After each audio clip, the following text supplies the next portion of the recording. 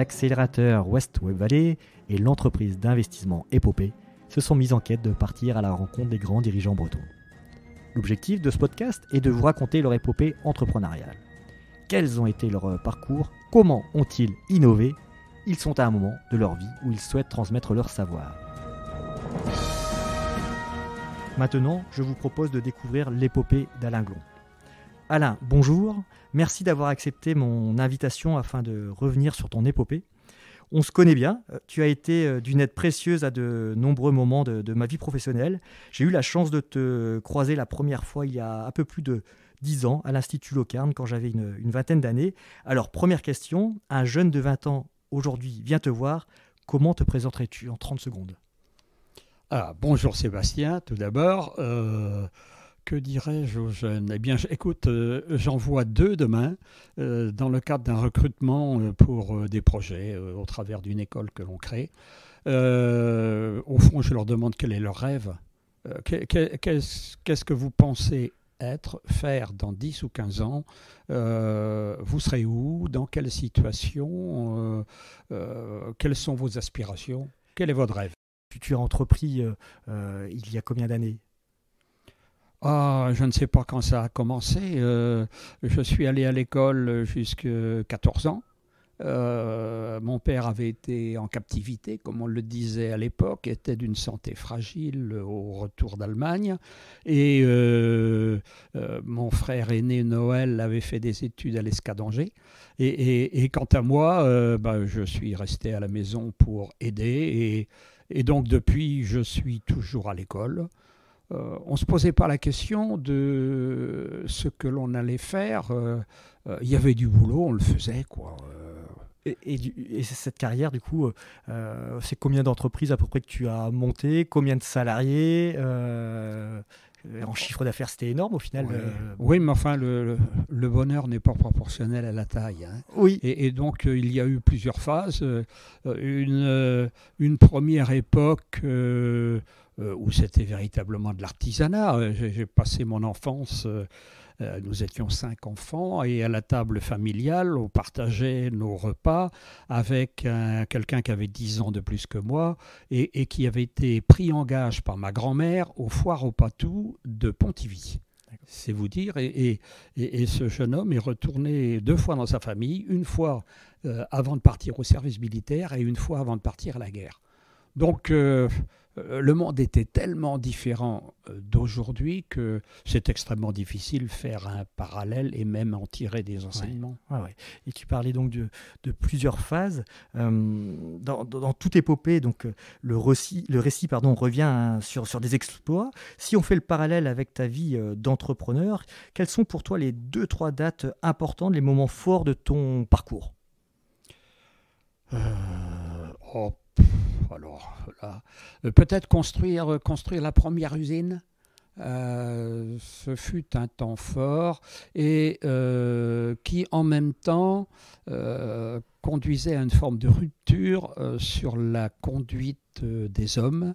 Parce que, comme selon le mot qu'on utilise aujourd'hui, on manageait à distance. Et c'est une rupture extrêmement forte que de gérer des gens, de les animer quand on les a dans sa proximité ou quand ils sont à 50 ou 100 km. Quoi. Ça, ce fut une première rupture. Ensuite, il y en eut d'autres, mais plutôt externes à l'entreprise. C'est quand la Bretagne était un peu plus vigoureuse qu'aujourd'hui. Et je pense à des amis comme Alexis Gourvenec et autres. C'était un autre temps, la Bretagne était pauvre et on voulait faire notre place au soleil, non pas contre les directives nationales, mais pour garder suffisamment de revenus. Ça a été la deuxième époque. Ensuite, peut-être la reprise d'une entreprise d'État qui nous fut quasiment imposée. Ça a été un énorme challenge. Mais on y a survécu en quelque sorte. Et puis, je veux dire, maintenant je suis dans cette autre vie, mais je continue de créer, avec d'autres bien sûr, peu ou prou, une entreprise par an. D'accord. c'est vrai que dans les moments forts dont tu parles, je remarque que tu n'as pas cité le Club des 30, même si l'excellent Philippe Créange a écrit un très bon livre intitulé Le mystérieux Club des 30, dans lequel tu prends la parole. Pourrais-tu revenir en quelques mots sur les combats du Club des 30 d'hier et d'aujourd'hui? Je pense que ça a marqué aussi ta carrière pro. Alors déjà, la naissance du Club des 30, c'était il y a très très longtemps. Yves Rocher, sur les conseils de sa banque, qui était la BNCI à l'époque, avait acheté l'entreprise Petit Bateau. Et à l'époque, souvent, les banques essayaient de marier une affaire en difficulté avec quelqu'un qui avait un peu de trésorerie et du talent. Et la reprise de Petit Bateau s'est mal déroulée. Elle allait mettre en difficulté Yves Rocher, qui bien sûr n'avait pas du tout la taille d'aujourd'hui. Et avec la faconde qu'on lui connaît, Yves avait mobilisé les entrepreneurs de l'époque pour dire on ne peut pas accepter qu'une banque nationale mette à mal une entreprise de chez nous et il faut se battre pour qu'il n'en aille pas ainsi. Ça a été l'origine de la création du Club des 30 et on se retrouvait d'ailleurs chez Yves. Voilà, alors ensuite il y a eu la période où le club était un peu un lobbying régional qui a grandi, qui de Bretagne a couvert les Pays de Loire, hein, bon, mais qui, selon moi, a perdu une partie de sa dynamique. Mais je crois que c'est ce qui arrive dans toute création. Et je l'ai vécu également à l'Institut de Locarne. Oui. Vous avez quelquefois une bande de joyeux lurons qui crée quelque chose de nouveau. Ils sont 7 ou 8, ça marche, il y a une dynamique. Le succès venant, ils se retrouvent à 50, à 100 ou à 200. Et à ce moment-là, eh bien, on rentre dans une gestion démocratique. Et il n'y a pas du tout la même dynamique au milieu d'une centaine d'adhérents que celle que l'on avait quand on était 7 ou 8. Et donc je pense que l'ensemble des institutions ont vocation à grandir et à se ressourcer, sinon disparaître. Ok. Et justement, quand tu évoques ces histoires d'entreprise, une par an, l'innovation, je pense, a été vraiment clé dans tous ces choix professionnels. Comment as-tu traité cette histoire d'innovation tout au long de ta vie pro? Oh, je pense que parmi les facteurs clés, celui qui a été probablement le plus important, c'est de limiter la taille des entreprises. C'est-à-dire que je disais aux managers auxquels nous confions une entreprise, nous t'interdisons d'avoir plus de 180 employés. Alors, 180, je crois que c'est le chiffre qui correspond aux attitudes bretonnes. J'ai souvent observé que quand on passait à un nombre plus grand, ça se passait plutôt moins bien. Alors qu'on observe en Vendée, et on y a des amis, des Sodebo, Fleury-Michon et autres, où là, à 5 ou 600, ça marche. L'intérêt de limiter à 180, c'est que, au fond, le patron de cette entreprise connaît tout le monde, non seulement les employés, mais leurs conjoints. Il sait si l'un ou l'autre est absent, que, bah oui, il avait entendu dire la veille qu'un enfant était malade ou autre. Et donc, vous avez 3 niveaux, le patron, la maîtrise et les collaborateurs, si bien qu'on connaît tout le monde, les informations circulent vite, qu'il s'agisse de l'innovation ou des réclamations pour bien écouter le client et lui donner satisfaction. Et le fait de limiter a d'autres impacts, c'est que le responsable de l'entreprise avait tendance à arrêter de produire ce qui consommait beaucoup de main-d'œuvre et rapportait peu. Et au fond, c'est ce qu'on a fait à grande échelle ensuite, quand on a externalisé des activités vers la Chine ou ailleurs. Et si bien que quand on atteignait la limite de 180, généralement, il y avait à l'intérieur de ce groupe quelques personnes qui avaient des idées, qui avaient de la dynamique, qui se voyaient un peu plafonnées dans leur évolution par des gens qui n'étaient pas encore tout à fait vieux. Et il leur venait l'envie d'aller ailleurs. Et dans cet ailleurs, je préférais qu'ils soient chez nous plutôt que chez un concurrent. Et donc c'est de cette façon que nous construisions quasiment une entreprise par an, mais que nous expédions à 20 km de la précédente, parce qu'on a toujours considéré qu'il valait mieux aller vers les gens plutôt que de les faire venir vers nous. Tous regroupés dans une zone industrielle. Au fond, chacun choisissait son métier en fonction de l'attractivité d'une entreprise, alors que si on va dans la campagne vers les gens, au fond, ceux qui sont attachés à leur territoire, dans la proximité, bien, venaient chez nous. Et de cette façon, on avait tendance à recruter beaucoup de gens de qualité. Ok. Et tu as une innovation qui t'a marqué en particulier? Tu dis, je suis fier de cette innovation plus qu'une autre. Non, j'ai toujours été, pour répondre au mot fier, qui m'interpelle un peu, ça n'est pas dans ma nature, j'ai toujours été plus fier des hommes que de la réalisation. Et donc, j'ai eu et nous avons toujours des équipes fantastiques, des gens d'un talent fou. Et j'ai notamment pu l'observer lorsque nous avons repris une entreprise d'État. On s'est retrouvé à reprendre 30 ou 40 sites industriels d'un coup, et la différence de comportement par rapport à ce que nous avions créé nous-mêmes était fantastique.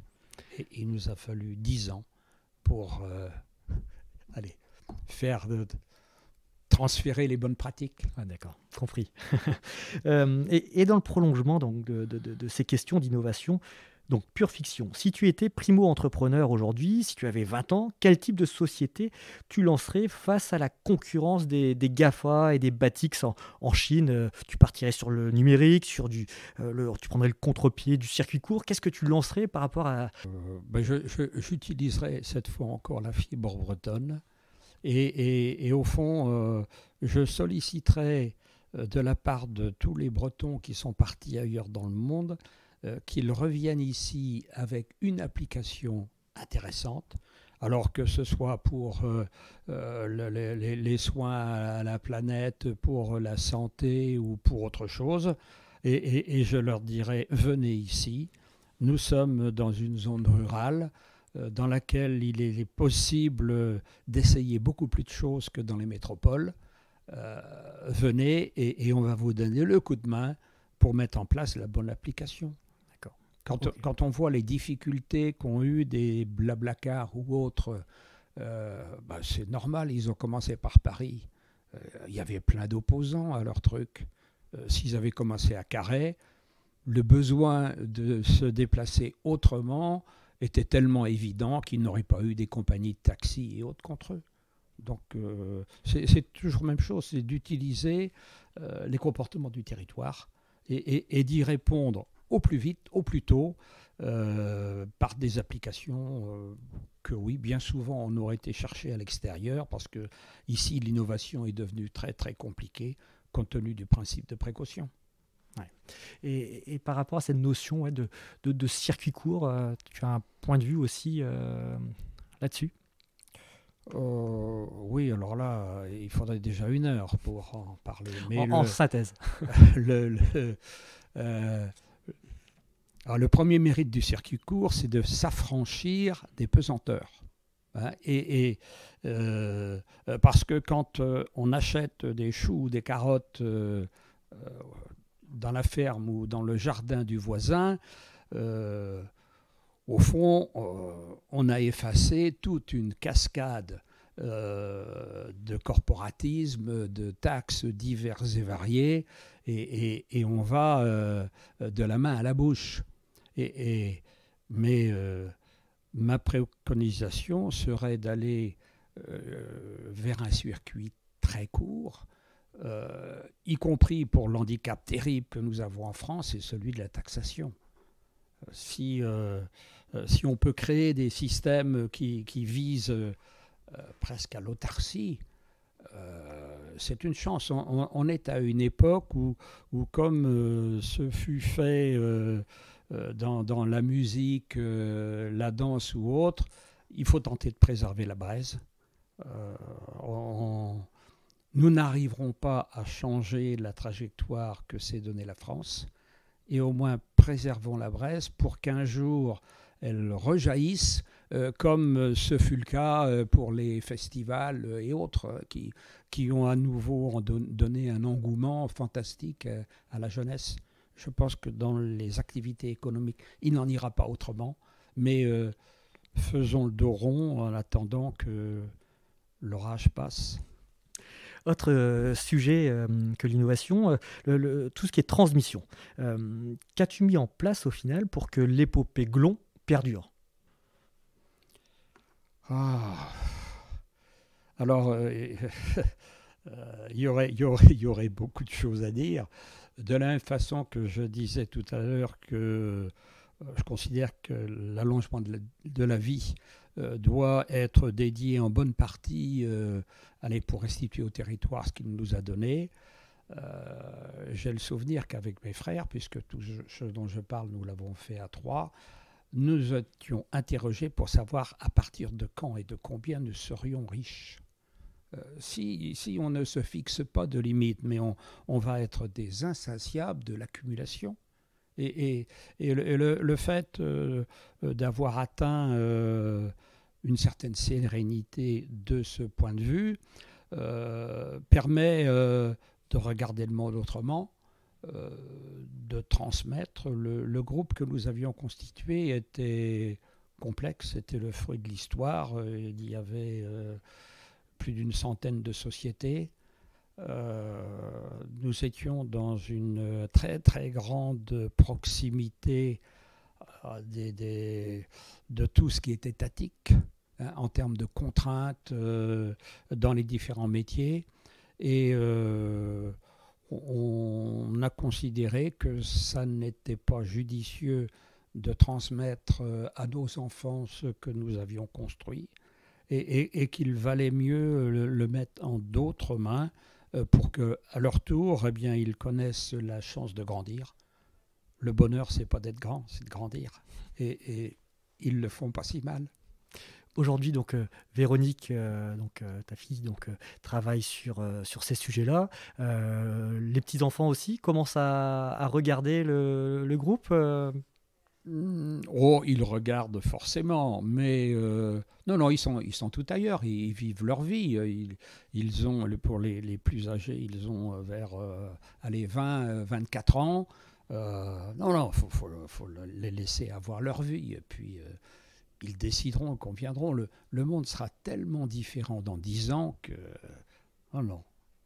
On n'a jamais accepté d'être domestiqué. On ne va pas le faire pour eux. Ok, et justement, on parle de formation aussi.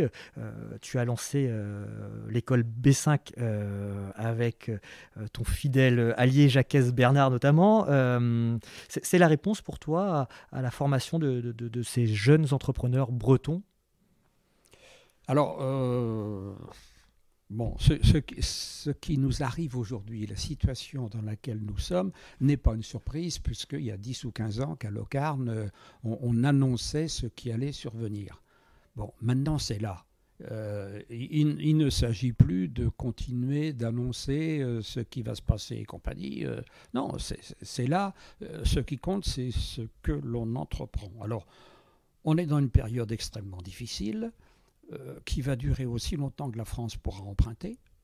Et imagine la situation, 97% des dépenses de la France, de ses dépenses budgétaires, sont figées. c'est-à-dire qu'elles sont gérées par des fonctionnaires. Il restait, devrais-je dire, 3% de liberté d'orientation. Ces 3% venaient de 1,5% de croissance et de 1,5% d'endettement. La croissance n'est plus là. Et les marges de manœuvre sont extrêmement réduites. Et dans nos analyses, on se dit qu'il faut nous projeter au-delà du temps présent. Mais au fond, c'est un peu ce que faisait l'ami Gourvenec. Quand, sortant des écoles d'agriculture à l'époque, de la JAC pour les uns, JEC pour d'autres, on n'enseignait pas à nos jeunes seulement à tirer un sillon bien droit, à mettre de l'engrais et autres. On leur donnait une vision du monde qui leur donnait l'envie. Les exigences formulées par les amis Léonard autour de la Britanniferries, des routes à 4 voies et compagnie, c'était une vision fantastique. Or, aujourd'hui, elle n'existe plus. Et donc, il nous faut projeter nos jeunes dans ce monde futur. Et donc, après de multiples tentatives de fédérer des gens plus âgés, nous avons dû renoncer et dire il nous faut partir des jeunes. Et pour t'en dire un peu plus, je suis tout à fait surpris des jeunes qui s'inscrivent à cette école. Nous en avons plusieurs qui sont diplômés de Sciences Po, d'autres qui ont fait les arts et métiers, qui sont chefs de projet chez Airbus, d'autres qui tout simplement veulent succéder à leurs parents. Et on veut donner à ces gens une vision du monde futur autre que celui dans lequel on nous enferme. Imagine juste un instant, nous avons des paysans, si je prends ce domaine, qui ont un talent fou, un climat exceptionnel et des terres à faire pâlir les 3/4 du monde. Et on impose à nos paysans de produire en compétition avec des Brésiliens ou des Ukrainiens. Et de la même façon en agriculture, à quoi sert-il de faire nos paysans concourir contre le Brésil ? C'est une forme de mépris. Ils sont capables de faire tellement mieux. Et le consommateur le souhaite. Libérons les énergies et les talents. Et le cursus, alors, qui est enseigné, donc j'ai bien compris, il y a la vision, mais après, il y a une espèce de socle de connaissances sur le digital, encore une fois, ou comment ça fonctionne pour B5 rentre dans l'école. Oui, dans l'école, oui. Alors, nous faisons des projets, la ligne de conduite. Et tout le monde doit se mettre au service du projet, que ce soit les entreprises qui portent ces projets, que ce soit les étudiants, que ce soit les enseignants. Ce qui compte, c'est le projet. Et pour citer des exemples, mais il y en a de multiples, il existe en Bretagne une 30aine d'usines qui chacune saurait économiser 1000 mètres cubes d'eau par jour. 1000 mètres cubes. Bon, que voilà un beau projet pour la Bretagne qui n'a pas d'eau souterraine. Mais il y en a un autre qui me fait rêver ces jours-ci. C'est quand je vois la reprise de Suez par Veolia. Pour avoir discuté avec les gens de Suez il y a quelques années, vous en avez beaucoup qui rêveraient de travailler pour un territoire, et entre autres la Bretagne. Nous avons des comportements tellement plus vertueux que ceux du reste de la France. Imagine, le niveau de tri auquel nous sommes en Bretagne sur les déchets, c'est 65%, quand la moyenne française doit être entre 52 et 54. Or, au nom de l'égalité, comme disait Coluche, on a tous le même traitement. Et au fond, si la Bretagne reprenait à son compte avec les cadres de Suez toute une partie de nos services d'eau, de déchets et compagnie, mais ce serait fantastique. On dit que le futur va être fait de la valorisation des déchets. Mais aussi longtemps que les uns et les autres expédieront les déchets de Bretagne à l'autre bout de la terre, on ne pourra rien en faire. Et donc, réapproprions-nous toute une partie de cette activité qui a été capté par ceux que l'on appelle les champions. D'ailleurs, aujourd'hui pourrait être un jour mémorable parce que c'est la date qui nous a été fixée par Orange pour nous raccorder le Wi-Fi radio. C'est un dispositif utilisé sur la terre entière, mais qui jusque-là n'a pratiquement pas été mis en œuvre en France, sauf dans la Pointe Finistère. Voyez, et qui permet dans des conditions infiniment plus économiques d'avoir une bonne desserte numérique. Donc réapproprions-nous toutes les facilités de la vie. Je crois qu'il n'y a pas de meilleur investissement que de le faire dans ce qui est nécessaire à notre vie. Tu parles beaucoup de vision d'Alexis Gourvenec, forcément. Tout à l'heure, tu évoquais d'autres grands entrepreneurs. Je pense à des Le Duf, des Beaumanoir, tout ça. Quel regard tu portes sur cette nouvelle génération d'entrepreneurs ? Bon, vous avez été une vraie locomotive pour la Bretagne. Qu'est-ce que tu en penses et quels conseils tu donnerais à cette nouvelle génération même ? Le conseil, ce serait de venir à l'école B5. La réponse est facile. Non, mais on y croit tellement que... vois-tu, la qualité des gens que l'on a pris pour en faire ce qu'on appelle des ambassadeurs... un Xavier Fontanet qui a été classé numéro 8 à Shanghai dans le classement des entrepreneurs mondiaux. Eric Orsona qui est capable, à mon avis, de réconcilier le monde de l'écologie et le monde de l'agriculture. Karim Boudzema, l'homme aux 1000 greffes. Lui, il rêve que l'on fasse de la nourriture pour les humains et pas pour le contrat. On peut faire tellement mieux et pour le même prix. Et donc, c'est de donner à ces jeunes un appétit qui les porte au-delà des contingences du moment. Il nous faudra au bas mot 10 ans pour que la France commence à se redresser, mais pour ça, il faudra qu'on ait touché le fond avant. Donc, il faut qu'ils se mettent dans cette attitude de se préserver, d'innover, de rester une sorte de start-up, mais pas seulement dans le numérique, eh bien, le temps nécessaire pour rejaillir quand à nouveau on pourra laisser les talents s'épanouir. Ouais. Tu n'as pas parlé de Redeo, pour moi qui est vraiment une jolie dynamique que tu as entrepris aussi avec d'autres entrepreneurs. Tu peux dire un tout petit mot sur Redeo, où vous en êtes, parce que ça répond à pas mal de problèmes aussi. Alors déjà, Redeo, c'est aussi une vision. Nous faisons le constat que 35% du budget du français moyen disparaît dans ce qu'on en appelle des consommations volontaires obligatoires.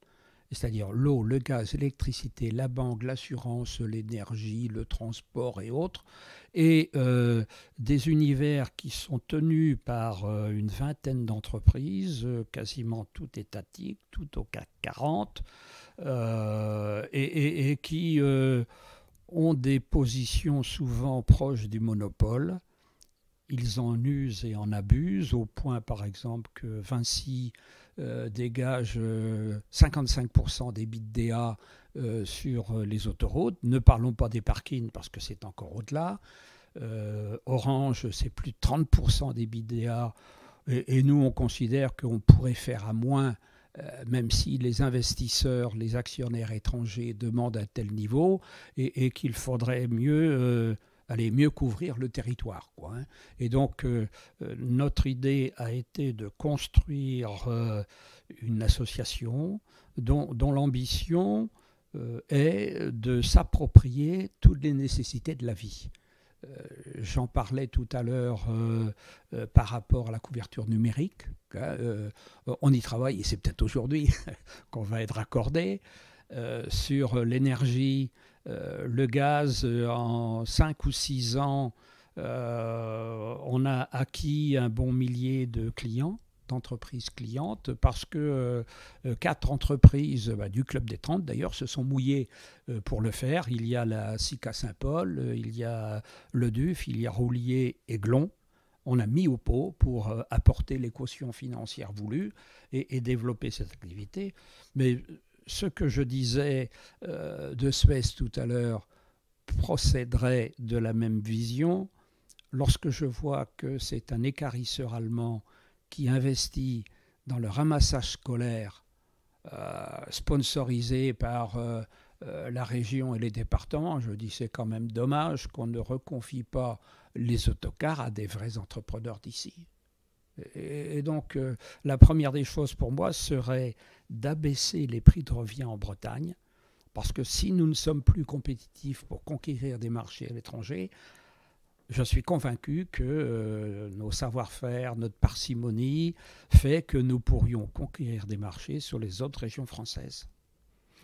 Et concernant la diaspora bretonne, est-ce que tu penses que ça peut être un levier au final pour dynamiser cette région dans le futur? Ouais. Alors, je l'ai évoqué tout à l'heure à propos de la réintroduction ici d'applications, de savoir-faire tout à fait utiles à nos territoires. Au fond, c'est un peu ce qu'a fait Blablacar, quoi, et tu y avais pensé avant, si je ne me trompe. C'est exactement ça. Quand je vois toutes ces ambulances qui circulent dans tous les sens pour amener des gens à l'hôpital ou autre, je crois qu'on pourrait faire de façon plus économique. Ouais. Il y a la start-up Ambulise sur le territoire breton qui y travaille. Et donc, utiliser la diaspora pour réimporter tout ça, l'utiliser également pour s'approprier des technologies mises en œuvre ailleurs et qui auraient tout à fait leur place ici. Mais dans l'immédiat, la situation est telle que, et d'ailleurs au travers de l'école B5, on est un peu dans une autre dynamique, et c'est de nous tourner vers les entreprises étrangères implantées en Bretagne et de leur dire, nous pouvons vous mettre des jeunes à disposition qui vous aideraient à mettre en œuvre ici tout ce que vous faites dans d'autres pays et que vous ne faites pas ici. Et on travaille avec des cités marines, des entreprises de ce type, japonaises celle-là. Imaginez le Japon, ça viendra bientôt pour la France à mon avis, et inquiet d'avoir vu l'accord qui vient d'être passé entre Brazil Food et la Chine. Le Brésil exporte environ 100 000 tonnes de viande par jour. C'est la ration de vente qu'il faut pour 1 milliard d'habitants. Et la France, d'ailleurs, en importe énormément du Brésil. Ça veut dire qu'il y a déjà 150 000 morts du Covid au Brésil. Des abattoirs ferment là-bas comme ici. Et Churchill disait, la révolution survient 5 repas après la disette. Et donc, le Japon, qui n'a absolument pas la capacité et les terres pour se nourrir, est très intéressé à trouver ailleurs des pays avec lesquels il pourrait développer des activités communes. Et il nous faut, en dehors du centralisme, trouver des circuits courts. Selon toi, Alain, quelles sont les autres belles épopées bretonnes? Tu en as cité déjà quelques-unes, mais est-ce qu'il y en a certaines qui t'ont marqué plus que d'autres, parmi tes amis au final?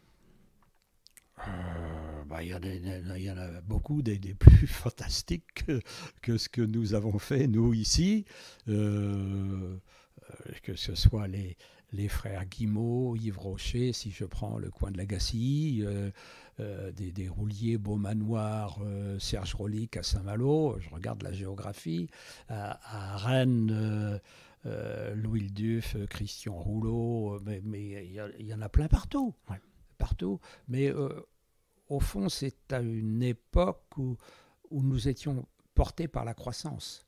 Et c'était facile. Ce que je regrette un peu, c'est qu'aujourd'hui, beaucoup de grandes entreprises voient leur salut dans l'internationalisation. J'aimerais vraiment que ce soit dans l'internationalisation et pas dans la fuite à l'étranger. Alain, dernière question. Es-tu d'accord avec moi pour qualifier ta vie d'entrepreneur d'épique? Épique. Oui, c'est-à-dire que j'ai combattu contre les moulins à vent. Non, je crois pas. C'est pas comme ça que je la vois. Je me pose la question tous les jours de savoir ce que je pourrais faire et très basiquement, il m'est arrivé de dire à un brillant préfet de région qu'au fond j'avais un énorme avantage sur lui. C'est que quels que soient ses talents, ça ne se verrait pas dans les statistiques. Alors que moi qui avais l'ambition de rendre une personne plus heureuse par jour, je pouvais identifier et mettre un visage. C'était l'épopée d'Alain Glon par Sébastien Le Corfec. Je suis le cofondateur de la West Web Valley.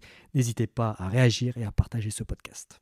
Avec l'épopée et la West Web Valley, nous ambitionnons de bâtir des champions bretons avec nos véhicules d'investissement et d'accélération dédiés aux PME et aux entreprises innovantes. Merci, à bientôt.